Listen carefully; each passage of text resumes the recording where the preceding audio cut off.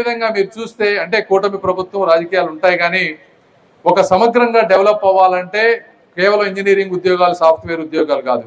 ఈ రోజున టూరిజంని ఒక ఇండస్ట్రీ లాగా తీసుకుని 50,000 రూమ్స్ వచ్చే విధంగా టూరిజంని, ఈ విధంగా స్పోర్ట్స్ని ఎక్కడికక్కడ డెవలప్ చేసే విధంగా అనేక రకాలుగా గౌరవ ముఖ్యమంత్రి గారు కష్టపడతా ఉన్నారు.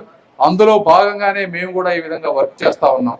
వారికి చెప్పాలి. రెండోది స్పోర్ట్స్ మినిస్టర్ మన్సుఖ్ మండవ్య గారు, అదేవిధంగా మేము ఏది అడిగినా కూడా చెయ్యండి అని చెప్పినటువంటి నరేంద్ర మోదీ గారు, వీరందరికీ కూడా నేను మరొకసారి ధన్యవాదాలు తెలుపుతా ఉన్నాను.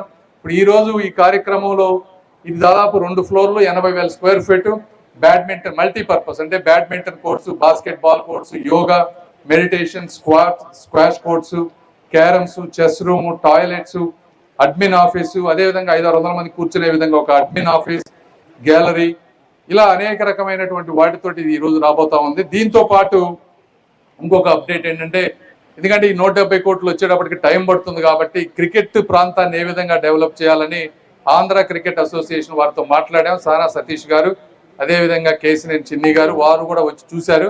చూసి క్రికెట్ స్టేడియం వరకు వారు డెవలప్ చేస్తానని మాట ఇచ్చారు. వారు కూడా దానికి త్వరలో ఇంకో కార్యక్రమం పెట్టి ఈ సెంటర్ పార్ట్ని క్రికెట్ స్టేడియంగా డెవలప్ చేసి ఈ ప్రాంతంలో జిల్లా స్థాయి, రంజీ స్థాయి మ్యాచ్లు ఆడే విధంగా క్రికెట్ స్టేడియంను కూడా ఇంకొక 1.5 ఇయర్లు అది కూడా దీంతో పాటు తీసుకుంటామని మీ అందరికీ తెలియజేస్తూ, ఈ కార్యక్రమం అంటే ఎండలు ఎక్కువగా ఉన్నాయి, నాకే ఇంత ఎండగా ఉంటే మీకు ఇంకా ఎక్కువ ఉంటుంది, మాట్లాడాలని ఉంది. కానీ జగన్మోహన్ రెడ్డి గారి గురించి కూడా మాట్లాడదాం అనుకున్నా. 2 నిమిషాలు. మొన్నేమో మైండ్ సెట్ గురించి మాట్లాడారు, అంటే మాకు మైండ్ సెట్ బాగాలేదని. నిన్నేమో చంద్రబాబు గారిని ముఖం గురించి మాట్లాడారు.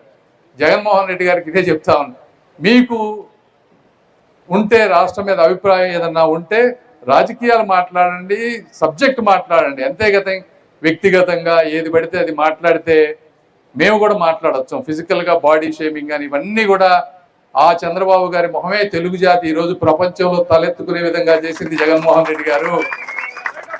మైండ్ సెట్ గురించి మీరు మాట్లాడతారు, ఎవరిది మైండ్ సెట్ ప్రాబ్లం అని నేను ముందే చెప్పా.